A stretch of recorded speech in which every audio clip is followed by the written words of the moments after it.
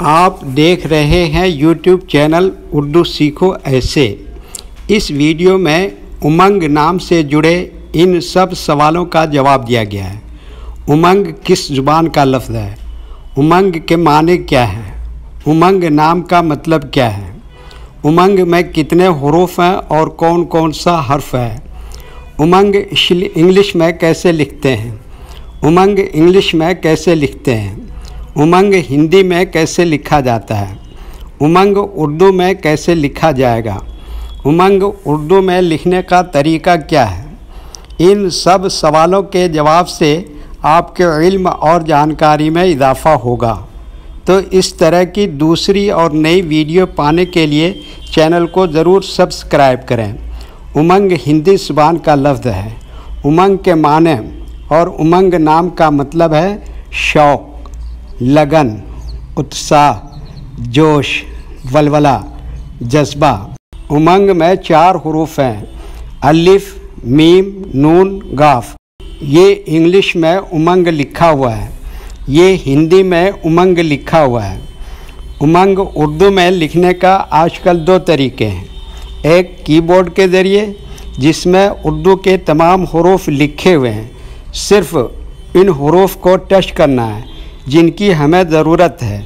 جیسے ہمیں امنگ لکھنا ہے تو سب سے پہلے الف کو ٹچ کریں گے، پھر اس کے بعد میم کو ٹچ کریں گے، پھر اس کے بعد نون کو ٹچ کریں گے، پھر اس کے بعد آخر میں قاف کو ٹچ کریں گے تو آٹومیٹک اسکرین پر اس طرح امنگ لکھا ہوا آ جائے گا۔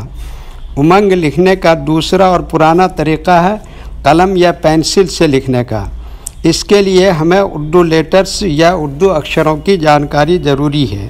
ہمارے وہ بھائی بہن جو ہندی انگلش لکھنا پڑھنا جانتے ہیں اور اردو لکھنا پڑھنا نہیں جانتے ہیں تو ان 4 باتوں کو خاص طور سے یاد رکھیں۔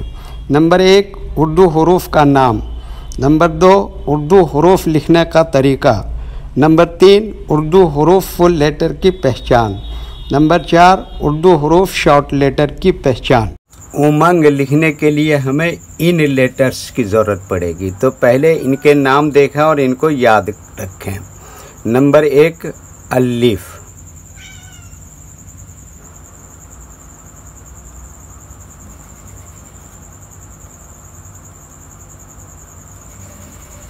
نمبر 2، میم۔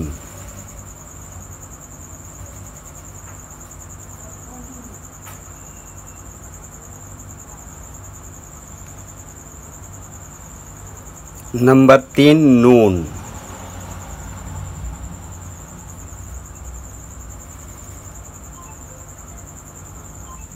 نمبر 4، قاف۔